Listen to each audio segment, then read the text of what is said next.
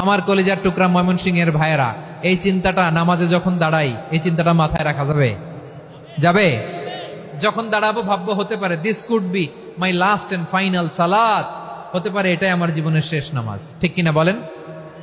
তাইলে অন্তরে খুশু আসবে। অনেকে বলে হুজুর নামাজে দাঁড়াই মনে থাকে না, কয় রাকাত পড়ছি ভুলে যাই, কি পড়ছি ভুলে যাই, দিন দুনিয়ার কথা খেয়াল আসে, সারা দিন যেটা মনে করতে পারি না নামাজে দাঁড়াইলে ওটা মনে পড়ে। এরকম আছে না নাই? আমাদের ঢাকায় হয় এটা, আপনাদের ময়মনসিংহে এটা হয় না? না আপনাদেরও হয়? নামাজের মধ্যে সব কথা মনে পড়ে। এজন্য মনে করতে হবে এটাই হতে পারে আমার জীবনের শেষ নামাজ। খুশু, খুশু মানে হৃদয় এবং অঙ্গ প্রত্যঙ্গের স্থিরতা। এক সাহাবী নামাজ পড়ছেন আবার দাড়ি নাড়তেছেন, নামাজ পড়তেছেন এরকম চুলকাচ্ছেন। এই দৃশ্য দেখে বিশ্বনবী বললেন, ইন খাশাআত কলবুহু লা খাশাআত জাওয়ারিহুহু। তার অন্তরে যদি খুশু থাকতো, ওই খুশুর প্রভাব তার হাতে পায়েও দেখা যেত। এই সাহাবীর অন্তরে খুশু নাই, ফলে তার হাত নড়ে, পা নড়ে, দাড়ি সোজা করে, টুপি সোজা করে। এরকম মুসল্লি আমাদের মসজিদগুলোর ভেতরেও আছে না নাই?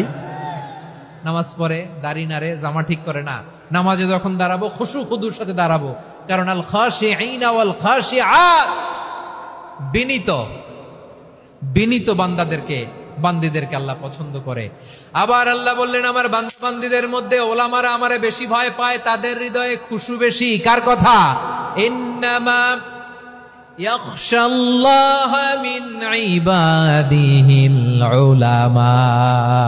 আল্লাহর বান্দাদের মধ্য থেকে আলেমরা আল্লাহরে বেশি ভয় পায়। যারা জ্ঞানী, যার হৃদয়ে কোরআন সুন্নাহর জ্ঞান আছে, তারা আল্লাহকে বেশি ভয় পায়।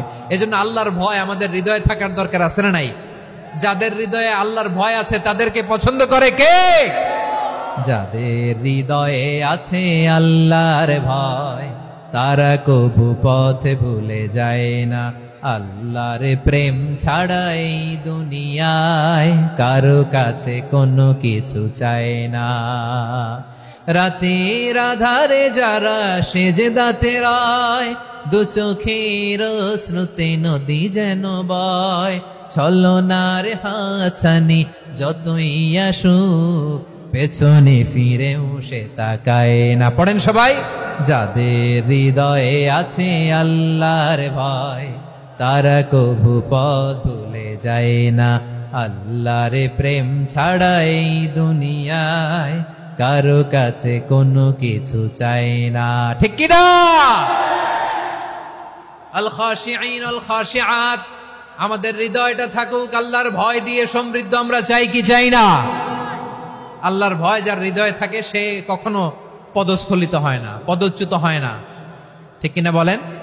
তাহলে খাশিঈন খাশিআত। 7 নম্বরে আল্লাহ বললেন, আল মুতাসাদ্দিকিন ওয়াল মুতাসাদ্দিকাত, আমার প্রিয় বান্দা তারা যারা দান করে, দানশীল নারী এবং পুরুষ। যারা দেয়, যারা দান করে তাদেরকে আল্লাহ পছন্দ করে। আপনারা দান করেন তো? হ্যাঁ, নাকি পকেট থেকে হাত বেরোয় না? বের হয়। মুক্ত হস্তে দিবেন আমার ভাইরা, মুক্ত হস্তে। আল্লাহ সুদকে ধ্বংস করে দেয় আর দানকে বাড়িয়ে দেয়। সুদের সাথে আমাদের কোনো সম্পর্ক না। আল্লাহ বলেন, ইয়ামহাকুল্লাহুর রিবা ওয়া ইউরবিস সাদাকাত। আল্লাহ সুদকে ধ্বংস করেন, দানকে বাড়িয়ে দেন। পকেট থেকে দিয়ে দিলাম, মনে হয় কমে যায়, আসলে কমে না, বাড়ায় দেয় কে? মনে হয় কমে গেছে, আসলে বাড়ায় দেয় কে? আপনি দিলে আপনারে দিবে কে? আল্লাহ দিবে। আপনার কাছে মনে হয়েছে কমে গেছে, আসলে কমে নাই। আল্লাহ বলেন, দানের দৃষ্টান্ত কেমন তোমরা জানো নাকি? মাসালুল্লাযীনা ইউনফিকুনা আমওয়ালাহুম ফি সাবিলিল্লাহি কামাসালি হাব্বা আম্বাতাত সাবআ সানাবিলা ফি কুল্লি সুমবুলাতিন মিআতু হাব্বা ওয়াল্লাহু ইউদাঈফু লিমান ইয়াশাউ ওয়াল্লাহু ওয়াসিউন আলীম। আল্লাহ বলেন, সম্পদের মায়া ছেড়ে তুমি যে মসজিদের দান বক্সে দান করো, তুমি যে মাহফিলের এই অনুষ্ঠানে দান করো, তুমি যে গরিবের হাতে টাকা তুলে দাও, তোমার এই দানের দৃষ্টান্তটা হলো একটা চারা বীজের মতো। যেই চারা বীজ মাটিতে রোপণ করে দিলে 60টা শীষ গজায়, প্রতি শীষে হয় শত শস্য দানা। আল্লাহ যারে চায় তেমনি বাড়িয়ে দেয়, তিনি যাকে মন চায় তাকে প্রাচুর্যতা দেয়। সুবহানাল্লাহ, ওয়াসিউন আলীম। আপনি যে দান করেন এটার দৃষ্টান্ত চারা বীজের মতো, রোপণ করে দিলে এক বীজ থেকে 60টা শীষ গজায়। আমার ভাইয়েরা, বীজ রোপণ করলে শীষ বলেন না, ময়মনসিংহ এটারে কি বলে? শীষ। 7টা শীষ, প্রতি শীষে থাকে 100 শস্য দানা, 100 করে শস্য দানা, 700টা। তাহলে দিলে বাড়ায় দেয় কে? আল্লাহ বলে, এই বনি আদম আনফিক উনফিক আলাই, তুমি দাও আমি তোমারে দেব। এখন আপনি না দিলে আল্লাহ আপনারে দিবে? এবার বুঝে থাকলে বলেন তো, আল্লাহর কাছ থেকে পাওয়ার প্রথম শর্ত কি? আমাকে দিতে হবে, ঠিক কিনা? বেলাল রাদিয়াল্লাহু তাআলা আনহু, মদিনার সবচেয়ে গরীব সাহাবী, বিশ্বনবী বলেন আনফিক বেলাল, ও বিলাল তুমিও দাও। আপনারা কি জানেন বেলাল রাদিয়াল্লাহু তাআলা আনহুর সম্পদ কত ছিল? বেলাল রাদিয়াল্লাহু তাআলা আনহুর মূল সম্পদের পরিমাণ ছিল মাত্র একটা লুঙ্গি। একটা কি? এক লুঙ্গি যার মালিকানায় আছে, তার বিশ্বনবী বলতেন দাও আমি বাড়ায় দিব, দাও বাড়ায় দিব। আরশের অধিপতির কোনো কমতি নাই। আল্লাহ বলেন তোমাদের গোটা পৃথিবীর সব মানুষের যার যেটা লাগে সবও যদি দিয়ে দেয়, আমি আল্লাহর ধন ভান্ডারের 1 ইঞ্চিও কমবে না। চিল্লায় পড়েন আল্লাহু আকবার।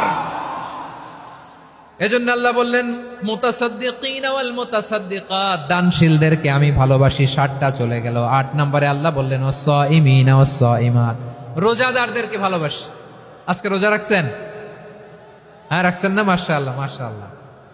সিয়াম পালন করবেন, সিয়ামের সওয়াব আল্লাহ নিজ হাতে দেবেন। সেই স্টপ স্টপ, সামনে আসবেন না, স্টপ, পেছনে পেছনে পেছনে। আচ্ছা শেষ করে দিচ্ছি। 8 নম্বরে রোজাদারদেরকে আল্লাহ ভালোবাসেন, রোজাদার নারী ও পুরুষ। 9 নম্বরে হাফিযিনা ফুরুজাহুম ওয়াল হাফিযাত, যারা লজ্জাস্থানের হেফাজত করে, দৃষ্টির হেফাজত করে, অসংলগ্ন জায়গায় দৃষ্টি দেয় না, আল্লাহ তাদেরকে পছন্দ করে। সব শেষে ওয়াযাকিরিনাল্লাহ কাসীরা ওয়াযাকিরাত, যারা সময় পেলেই আল্লাহর জিকির করে। চেয়েছিলাম মনটা ভরে আয়াতের পুরো তাফসীর করব, সম্ভব হচ্ছে না। এই 10টা বৈশিষ্ট্য আল্লাহ তাআলা বড্ড পছন্দ করেন। ইসলামের সব মৌলিক অনুষঙ্গ এখানে চলে এসেছে। আমরা যেন আল্লাহর আইনের সামনে আত্মসমর্পণ করতে পারি, আমরা যেন পাক্কা ইমানদার হতে পারি, আমরা যেন বিনীত হতে পারি, আমরা যেন লজ্জাস্থানের হেফাজত করতে পারি, রোজা রাখতে পারি, দান করতে পারি, আমরা যেন আল্লাহকে সবসময় স্মরণ করতে পারি। আল্লাহ আমাদের তৌফিক দান করুক। সবাই পড়ি আমিন। হাযা মা ইনদি ওয়াল ইলমু ইনদাল্লাহি আলাইহি তাওয়াক্কালতু ওয়া ইলাইহি উনীব।